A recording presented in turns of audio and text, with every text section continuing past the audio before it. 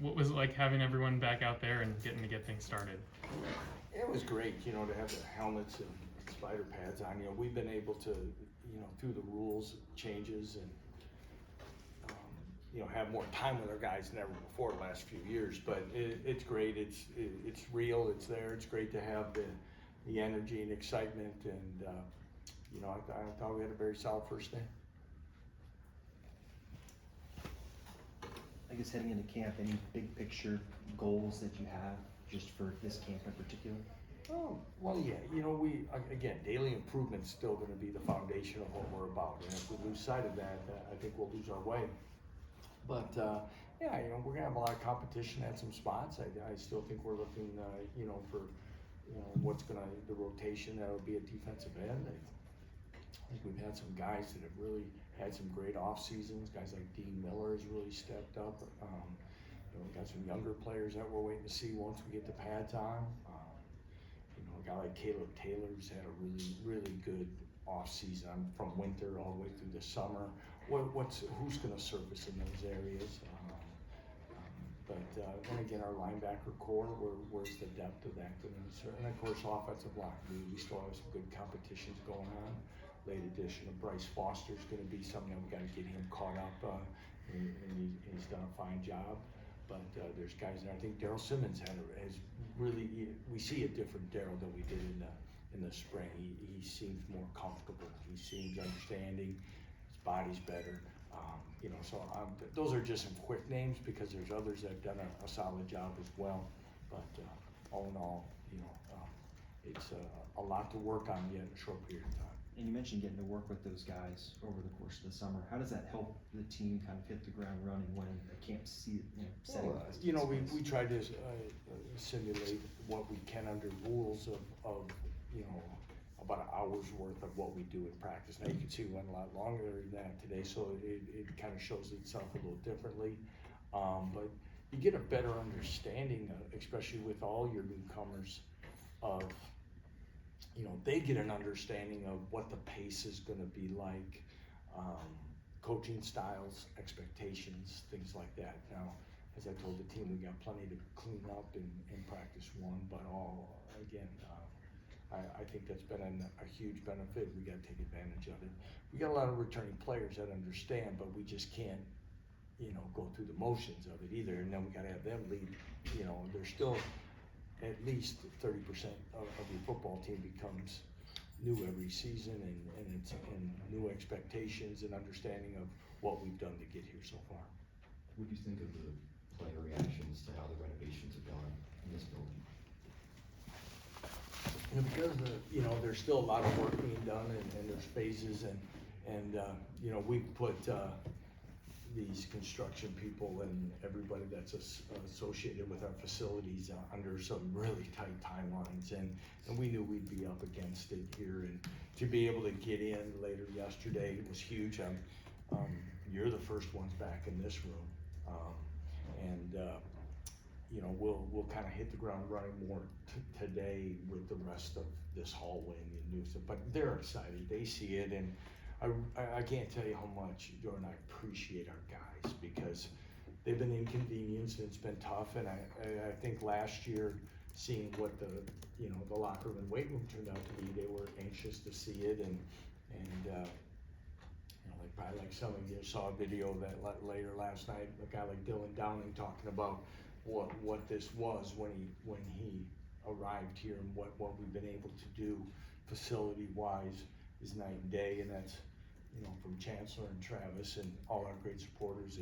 It's great to be able to see their faces. It's like a Christmas Day type of thing. You see, and they see they're exciting in some of the areas, and it was important for us to address the areas that they're going to be in the most first, and as we continue to get things kind of finished off in this building here in the next few weeks. Hey Lance, I'm just curious what your early take is with the new revenue share, things like that. Like I said, I think we're getting to the guardrails and parameters that we're searching for. Travis is out at practice. I've talked to Travis, just that, you know, we kind of miss each other a lot in the month of June and July.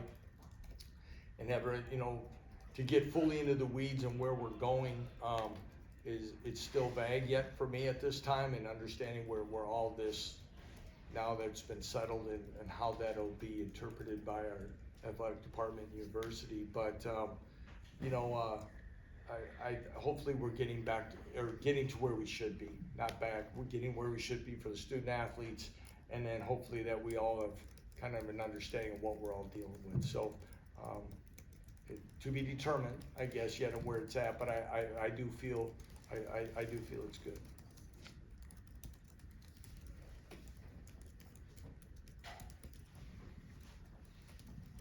Michael? There are some other new rule changes with analysts being able to work on the field. You've got Yeah. several former position coaches at other Power 5 Yeah. schools. How do you feel like that helps the other coaches? I can't tell you how excited I am with that. I'm really glad you asked that, Michael, because as you know, this program's been operating a lot differently probably than most at the Power 4 level, and maybe college football, because of some past things that have happened here. As you guys know probably better than I do, our analysts, when I got here, they couldn't even go into the position room. And then they had to stand outside the field, and they've been coaching at other places all along. And that's been frustrating. And to finally see where they've come to understanding that it can, everybody can help, you know, I'm excited about it. You gotta be careful. You gotta make sure everybody's on the same page and comfortable, and we all check our egos, but make sure that we're still in alignment of what we're doing. But I think we've added some really quality people. Mike Dawson spent time in the NFL. He's been at Nebraska, UCF, and other places. He's going to help us in the front seven. Brandon Shelby, Kansas City native. I don't even know how many extra years he's 10+ years at Indiana, you know, and he was interested in the corner's job. And I really respect his professionalism, because even when when DK was hired, he still wanted to come here and be part of our staff, and that means a lot. I know I'm gonna miss guys, but you know, we have, you know, Pat Cerrone has joined us. You know, I've known Pat for 15 years, and he's an underrated football coach. We've got Brian Stoltz still with us on defense, and he's a jack of all trades and does so many things behind the scenes. Angus McClure was at Nevada, but he has 10+ years at UCLA. I think he's going to help us not only with Darryl, with our younger offensive lineman. He's a 30-some-year vet, but he's going to help us in West Coast recruiting. Kelton Copeland just joined us they've been in Iowa. He just spent a week or so with the Chiefs in their camp. Again, he came by this spring, and so Tyler Bolton came with Jeff. Eric Terrazas was at Iowa State, so he's got a lot of Big 12 experience as part of Matt Campbell's staff. He's working with Jim Zabrowski. AJ Stewart, you know, former Jayhawk, has been with Jeff a couple different places, but it also, so we've got a lot of, like you said, a lot of veterans, a lot of people, and the nice thing is most of them are going to be able to do things on game day, not just in practice. So excited about that again, and it's again another area of new grounds for us. Yeah, and obviously those coaches have different backgrounds. How do you feel like that helps in the meeting rooms with coaches? Again, for me, and we've talked about this, you know, a lot of people, especially at the beginning, are people I've known and trusted. Some of these guys I've met along the way a little bit, or know of them, know of their background in tree, but yeah, I think it helps, and it all depends on when they get here and how much they can impact things. But for me personally, I love when we get new guys, because I end up spending a lot of time around them, and I ask for their feedback on what they see, from whether it be daily routines in the office, to our practice routines, to what they see, and it's been interesting, and that's really where you find your fits. Like a guy like Kelton Copeland just joined us, like I said, he came by in the spring, and it was a very consistent response by him when I asked him for some feedback, and he talked about our kids, and he talked about how he felt it was different than maybe other places, and I've heard it from Jeff Grimes when he first got here, and it was, your guys seem to embrace the process of what practice is all about, and equally important, they seem to really like being around one another. Now, I took that as that's a really good compliment on both sides, but it might not be happening everywhere else. And we have to make sure we keep that within our culture. And then quickly on the field goal kicking spot, who are just some of the guys you're looking forward to? Well, it'll be, Charlie had a good spring, really good spring. Tabor Allen's still there, but he's, we like concentrating him on his kickoffs. He's been very good for us for 3 years. And then Owen has been there as well. So it's going to be competitive. We chart everything, and we have the data, and as we get halfway through camp, I'm sure it's going to kind of show itself where we're going to have to start making at least some early decisions like we do at some other positions. How excited are you at the veteran, explosive players on offense? And what's their challenge during camp? Yeah, well, Gary, I'm very excited. Anytime you got some guys that come back with proven productivity, it's exciting. It's kind of, I said it to those guys a little bit in the spring, and I say it again, is number one, we got to keep them healthy, right? That's first and foremost. But again, it's, they're almost like, the vets in up in St. Joe's or something for the Chiefs. You know what they've done, they're game proven, but yet for us, at our level and our way of doing it, I want to make sure that they keep their practice habits what they need to be when called upon, and then so that it sets an example for our players, for the younger players, on how we do it, but also they stay sharp as they still have things to work on. And as we get through it, again, we're heavy into the GPS units, where all those things are where we're at today. They'll be one of our shortest ones we'll have, but it was probably the most that I've been true to it, because I've always been, but we need 3 more minutes of this, and we need 4 more minutes of this, and the next thing 90 minutes went to 102 or something. And Matt Gildersleeve and others. I think, again, DK McDonald adds a lot of things to our staff, and it's, a lot of those things is the recent pro experience and how to kind of keep a balance. But having those guys means a lot, and now it's getting everybody in rhythm. Jalen, I thought, had a really good day today. Again, probably the most 11 out of 11 stuff that he's maybe done yet, and excited about seeing him make some throws. Lance, in a week like this where it's dangerously hot out there, do you guys have to take extra precautions, or do you guys have extra safety measures in place? Do you have to alter anything that you do on a week like this? Yeah, Trent Carter, our head athletic trainer, who is, I'm telling you, he's the best I've been around. And, we've already had discussions about these next few days. We thought today, again, I guess to answer it generally, we built in longer breaks, more breaks. We did last fall camp as well. You remember, it was pretty warm. Difference this time, I don't think we had as many warmer days heading into this summer. So we're gonna look at it close. First thing is more breaks. We hydration test our guys every day before practice. And we haven't had anybody cramping up today. We'll take a good look at it, but we have had discussions that the next thing would be, of course, is to go inside and be safe. And then these days, obviously, you can also get a grind once they start stacking up. How vital is a guy like Jalen to having that consistent energy? How much does he bring that every single Well, I think kind of like Gary's question, is that when you have guys in those productive spots that, quite honestly, all of you, like, we talk about the most, it kind of, you can kind of put it on them to bring that energy, to be the leaders, to be the understand it's going to set the pace so this team has an opportunity to reach the goals that they all want. But yeah, to have a guy like Jalen and really what he's gone through, now can sometimes be a benefit for us in a very odd way. And that is, he is so happy to be out there. He embraces every snap he gets. And that can be contagious to a football team too.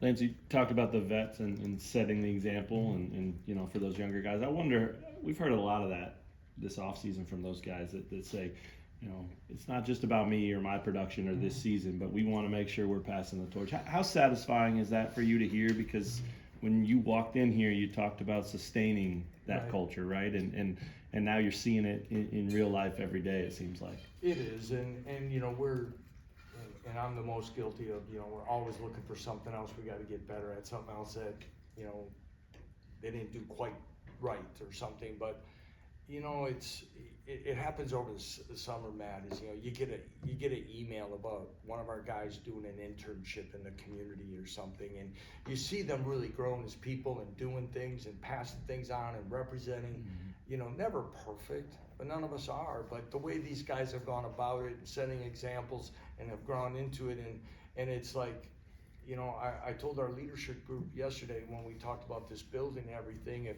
yeah, we could have maybe done something different and would have taken longer. We could have gone for a weight room and moved that and renovated that area and had one that had windows or something, but they never would have saw it. Okay, so for them, it's important for them to be rewarded for what they've done for this program, athletic department, again, campus and community, and to see them kind of do those things and spread out and grow is I guess is unfortunately one thing that we don't talk enough about when you're in this role anymore. That's very fulfilling as well. And from the football standpoint too, passing on. Yeah, you know, and again, you they see show it this both. is the way it's going to be, and this is how we're going to do it. And some of those guys in the summer, they get a little taste of it and they're around us, but like today and tomorrow, they really see about whether it be how we do drills and how we finish and what we're going to do and how you're going to pick up after yourself and what you're going to do. And those are, but again, we hope they all transition to life skills as well. How does the level that Kobe and Mel are playing at now compare to what you thought was possible for them when you got here in 2021? Oh yeah, you know, as Matt Gildersleeve went through some things yesterday about, and sometimes maybe some of you pick that up on social media or something, the before and after pictures. Okay, and then you like posted them as well or something, but Michael. You know, when I remember Matt said, you know, we played that game at Texas that we like to talk about a lot, but we had like 3 guys in the secondary most of the day, OJ, I think Mello and Kobe, and they all weighed under 170. Okay, and then we talked to them about it, and they start showing the data about how guys, including some of them, have gained weight and gotten faster. Okay, muscle will help your speed, all those things. So we start showing those things about where those guys are, and you start thinking about it, not only of what their on-field play has been and maturity and through that, but how they've embraced and started to trust that process as well, and to see them go out there and play with such confidence and understanding. But as I said earlier, like, you know, with a new position coach and a guy like DK coaching them, he's not giving them much leeway. Okay, he's going to keep pushing them because he said if that's really where you want to go, these are some things you got to do. So there's still another level that they can get at. And the really neat thing is, you know, especially when it comes to a guy like Kobe, he is so competitive, and he when you challenge him in those ways, he takes it personally enough to work on it that he wants to show he can do it. And I think that'll be another great example. You talked about just the home field advantages that you expect to have at Sherman's Mercy Park and Arrowhead. Has you seen anything that's reinforced the optimism that you'll have the fan support that you're looking for? I honestly haven't spent a lot of time on that right now. I would sure hope of our fans and you know where they're at versus maybe traveling slightly different. Maybe it's going to be, for some, it's going to be a little more inconvenient by 45, 50 minutes of driving or what that may be. For others, it could be more convenient. I just think what is that we've got to make sure we take care of ourselves and play well out of the gate. But also, for those of you that were in Las Vegas for Media Day, I mean, that's night and day difference from the first 2 years that we were at, okay? The way this program is looked at, respected, talked about, not just within the conference, but on a national stage. And I sure hope that's something that our fan base embraces as well, and can support us a way to be a positive factor when we do play. You mentioned Caleb Taylor earlier, and I was just wondering, because we've heard people raving about him since the spring up until now, and just how was it possible for a guy who's been in your program for so long to take that kind of leap? Well, a lot of things. But the number one is maturity and trust. And again, I would say that it'd be a great question for Caleb, but I would also say Caleb and I could sit right here together with you and probably say, I don't know when we first arrived, plus if he was fully all in. Okay, and that comes to guys in maybe on his terms. And he saw that he had troubles holding weight.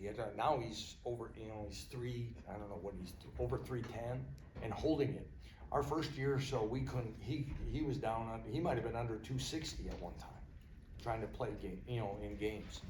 And then, that's hard to hold up, you wonder why people are running the ball on you and you're under 260 in the interior. So his understanding that, and sometimes it's different, but I think through that, and he's become a very respected leader in a very quiet way in this program because of that. So, but again, he's a great young man, kind of watching, and I look back at those days too, guys. I know probably one of the mistakes I made with some of our younger players is when you show up and somebody's already on campus, you don't differentiate how long they've been on campus, let alone some of the changes they were going through. And that sometimes, that affects people. But to see, I think, the light go on and where it's been and where it's gone, there's a guy, I'm really pulling for a guy like him this year because I think he's worked hard and deserves it. And then just real quick, you were on grass today. You talked about this a bit in Vegas, but just how much of the camp do you expect to spend on grass? We're gonna try to go on grass every day possible. Okay, so again, weather, the weather question may affect that. So if we end up inside tomorrow, then don't say I lied to you or something. Okay, but we're gonna try, especially until school starts, because then it gets to be between construction, driving, student traffic, it just gets to be a little more on us. But we had a chance to go out there, a few times in the spring. We did the camps, and I asked the players would they want to go there as much as they could, and they said yes. So I think all our legs and knees and joints and all that stuff feel better, and I'm not getting any younger, so I was kind of for it. But we're gonna try to take advantage of it. Again, great cooperation with our soccer program and others that use it. But we're gonna try to, weather permitting, traffic permitting, all that, try to use it all the way. Hey Coach, I know you talked about obviously complacency. You wanna be able to have the players celebrate what they've accomplished the last couple of years, but of course you're bringing a lot of new faces this year. And you as a coach and maybe just the guys around, how do you not let the new guys maybe get complacent, obviously with the success you guys have had, and rewrite your own story. So how do you just every year's different, what's that like when, you're not trying to be complacent, continue to build? Yeah, I think some of the things that we talked about, embracing and enjoying and having some of that confidence, I want that to carry through, but that's old now. We're started, this is the 24th season, and we'll be evaluated now on what happens here going forward. So you want that to be, and that's always been the challenge, I think, and sometimes the enjoyment of coaching is because even though you have so many returning players, you have a lot of guys who are new, and you have to kind of put the puzzle back together. For that reason, I guess I've been told, especially early in my career, I didn't enjoy it enough, enjoy wins enough, because I always felt that was already over and something new was on the horizon. So, and I think you've got to find that balance, but stay, focused on, I don't know, I'm not always great on all these sayings, so I apologize, but you got to look through it's why the windshield's bigger than the rear view mirror or something like that. So, stuff like that. But we got to stay focused on where we're going, because though we've accomplished some things, you can get into coulda, wouldas, and shouldas things, but we got a lot more that we need to do to be the consistent program we want to be. I didn't see Tony Terry out there, and he's not, I don't think, on the roster. Yeah. Is he still playing He's no football? longer in the program. Anyone else for Coach? Thanks.